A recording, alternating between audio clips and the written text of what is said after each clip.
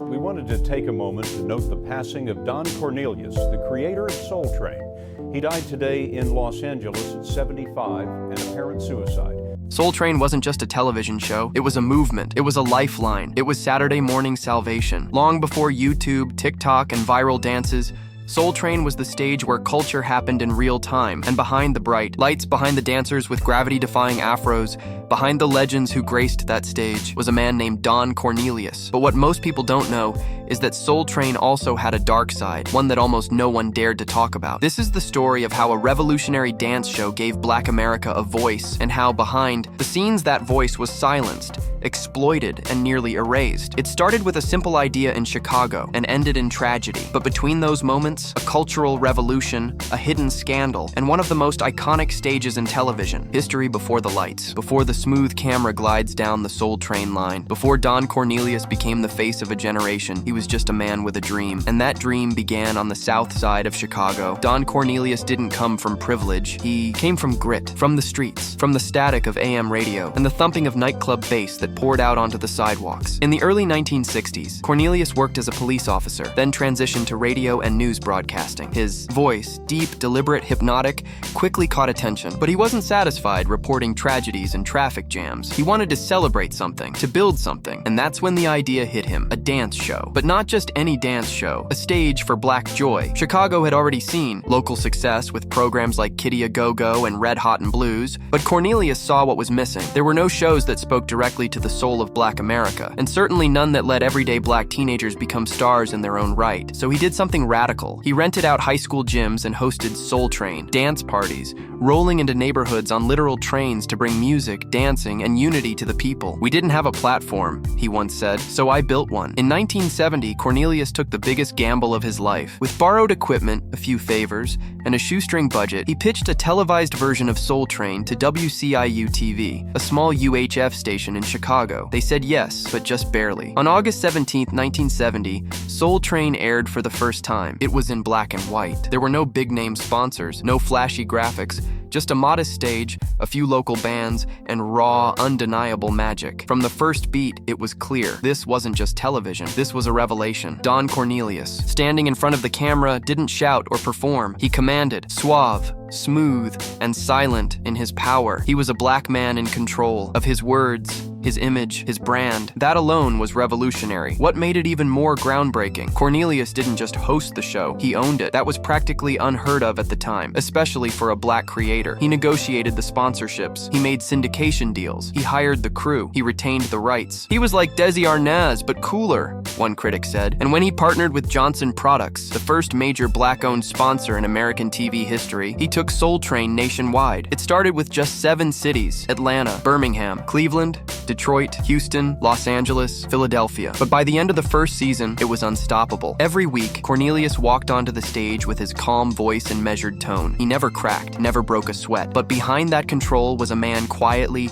fearlessly reshaping television history, and he did it with style. Big afro, aviator glasses, wide-collared shirts, velvet jackets. Cornelius wasn't just a host, he was a symbol of dignity, Black excellence, and cool, a walking masterclass in composure. But as the show grew, so did the pressure, and the control Cornelius fought so hard for, it began to take a toll. By the time Soul Train hit national airwaves in 1971, something incredible was happening. Every Saturday, all across America, Black families gathered in their living rooms like clockwork. The screen would flicker to life, the horns of that funky intro would blare, and just like that, the world outside faded away. It wasn't just TV, it was belonging. In an era where Black faces were often missing from screens or shoved into stereotypes, Soul Train flipped the script. It said, "You are the main character." For the first time, Black beauty was celebrated, not hidden. Black fashion was front and center. Black music was the soundtrack to American weekends, and everyone watched, even in predominantly white neighborhoods like in Vermont, where one young viewer later recalled, "It was the only time I saw someone who looked like me on TV. It was everything." Kids memorized the dance moves and practiced them at recess.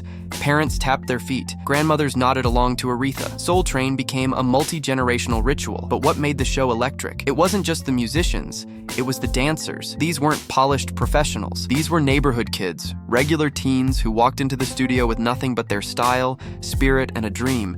And when the cameras rolled, they owned it. The Soul Train line wasn't just a dance. dance. It was a catwalk, a battleground, a celebration. It was your one shot to shine. Each dancer had their own swagger. Cheryl's song with her flowing hair became a sensation. Viewers would wait every week just to see what she'd wear, how she'd move. Rosie Perez brought an East Coast grit that defied expectations. Others added spins, flips, isolations, moves that would eventually shape hip-hop and pop choreography. For decades, the audience couldn't get enough, and the guest stars, icons, legends, Marvin Gaye, Aretha Franklin, James Brown, the Jackson 5, Prince, Whitney Houston. Every artist wanted to be on Soul Train, not because they had to, but because it meant something. The energy between the dancers and the performers was unmatched, historian Christopher Lehman said. It was like a symbiotic loop. Music fed dance and dance fed music. In one unforgettable moment, the Jackson 5 performed Dancing Machine in 1973. They busted out the robot, one of the first televised demonstrations of the now iconic move. But here's the twist. They learned it from the Soul Train dancers. That's how real the influence was. Soul Train didn't just show culture, it created it. And yet, despite all the fame,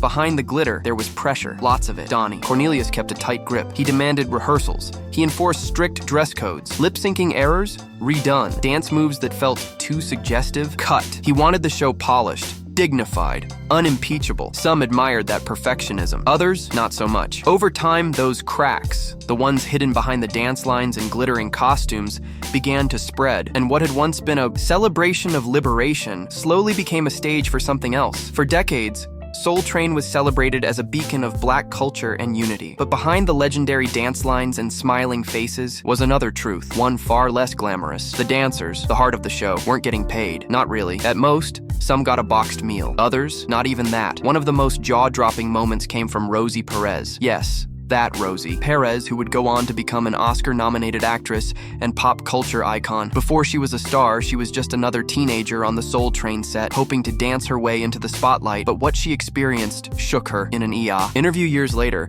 Perez revealed that Don Cornelius pressured her to perform in ways she wasn't comfortable with. When she refused, tensions exploded, literally. "The only thing I could grab," Rosie said, "was the two-piece Kentucky Fried Chicken dinner they gave us as payment. I threw the greasy chicken wing at Don Cornelius and hit him square in the head." It sounds like a comedy skit, but behind the laughter was something serious. Control, power, disrespect. Rosie wasn't the only one. Multiple former dancers began speaking out over the years. Some said they were pushed to fight for camera time, elbowing each other out just to stand near the risers. Others said their only reward for hours of rehearsals and grueling performances was a piece of fried chicken and a vague promise of exposure. One dancer said flatly, "The name Soul Train was forged off the sweat off our backs, and yet they came back, week after week." Why? Because Soul Train was the only stage that would have them. It was the only show that let young black performers be seen, even if it came at a cost. But that exploitation, buried beneath the surface for decades, eventually started to crack through. And once it did, fans were shocked. The truth is, Soul Train was already starting to slide in the late 1990s. The once unmissable weekly event had become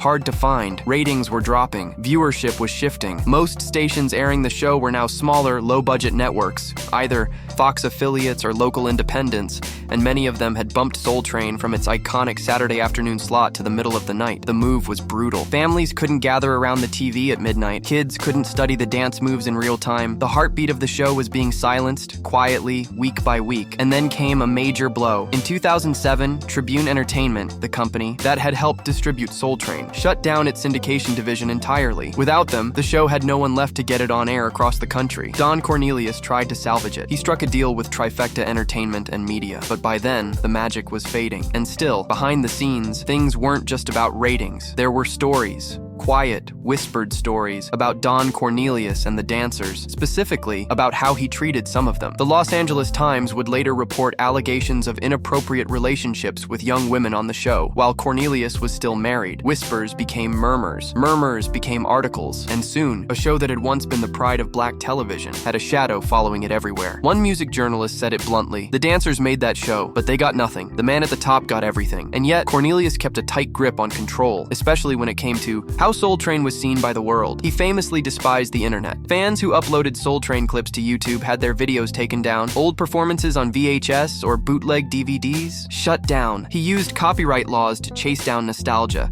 just as a new generation of fans was trying to discover it. The irony? By trying to protect Soul Train, he slowly buried it. By the early 2000s, the sound of Black America had changed. Soul and R&B had given way to hip-hop. Funk had been replaced by beats, bars, and battle rap. But Don Cornelius, he didn't evolve with it. He admitted he didn't understand hip-hop. He told rapper Curtis Blow to his face, "It's not for me." And when Public Enemy took the stage, Cornelius confessed they frightened him. He didn't like the East Coast dance styles, Rosie Perez later said. He thought it was too suggestive, but hip-hop wasn't going away. It was the culture, now. And so, reluctantly, Cornelius started inviting more rappers to the stage. Not because he liked it, but because he knew the show couldn't survive without it. That created a rift. Older fans, loyal from the beginning, felt alienated. Newer viewers felt the show was stiff. Caught between generations, Soul Train started to drift. And finally, in 1993, Don Cornelius stepped away from the stage. No tears, no big farewell, just one final show and silence. He stayed on as executive producer, but the soul had left the train. New hosts came and went, names like Maestro Clark, Shamar Moore, Flex Alexander, but none of them could replicate the original magic. None of them were Don Cornelius. One writer summed it up best: when Don left, the soul left too. By 2006, the show officially ended. 35 seasons, one cultural empire, gone. But the brand of Soul Train, that was just about to enter its next and most surprising chapter. The train had stopped. In 2006, Soul Train was officially off the air. No more weekly episodes, no more dancers, no more love, peace, and soul. To many, it felt like the end of an era. But behind closed doors, someone was plotting a comeback. In 2008, just 2 years after the final episode aired, Don Cornelius quietly sold the rights to Soul Train to a new company called Mad Vision Entertainment. It was a strange move, especially for a man who'd once fought tooth and nail to keep control over every frame of his creation. But Cornelius was changing, or maybe he was letting go. Mad Vision wasn't a household name, but its founders had experience in media and publishing. More importantly,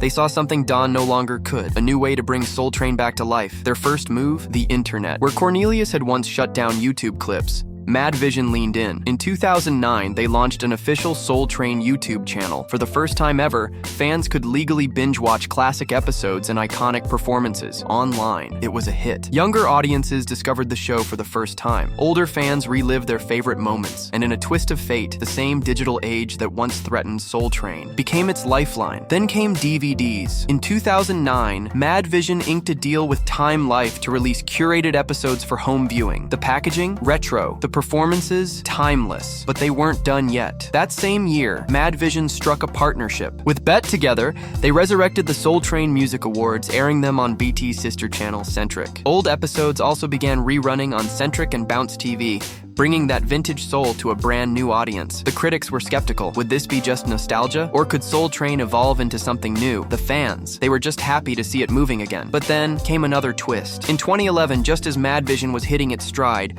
a surprise announcement rocked the industry. Magic Johnson, yes, the Magic Johnson, had joined forces with Intermedia Partners to acquire Soul Train. It was bold, unexpected, and oddly perfect. Magic wasn't just a basketball legend. He was a businessman, a media mogul, and a cultural visionary. And he saw Soul Train not just as a TV show, but as a franchise. This brand has incredible untapped potential, he said at the time. His team laid out ambitious plans: a Broadway-style musical, a live stage tour, a full-length biopic about Don Cornelius, even a Soul Train cruise complete with DJs, live performances, and all the sequins you could handle. It sounded outrageous, but somehow it worked. The Soul Train brand was reimagined for a new generation without erasing its past. Magic's own cable network, Aspire TV, began airing reruns. The music awards continued to thrive, pulling in A-list performers and honoring Black excellence. And that cruise? It launched in 2013 and became an annual staple, still running today. Cornelius, meanwhile, made occasional appearances in documentaries and retrospectives, but he stayed mostly quiet. And then, in 2012, just 1 year after the Magic Johnson deal, tragedy struck. On February 1st, 2012,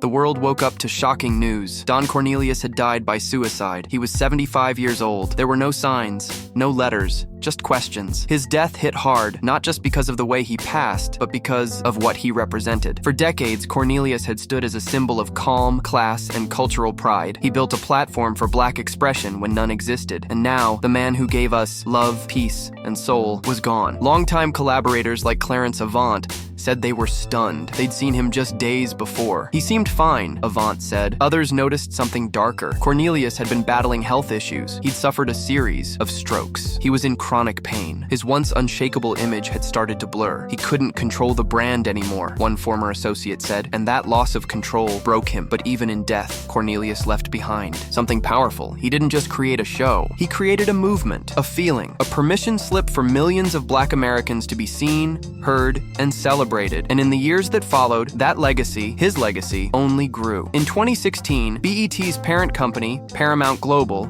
acquired all rights to Soul Train, the episodes, the music awards, and yes, the cruise. It was official. The brand now belonged to the corporate world. To some, it was a success story. Black excellence, protected and preserved. To others, it was a loss. Don built something for us, said one former dancer, and now it's just owned. Still, the question lingers.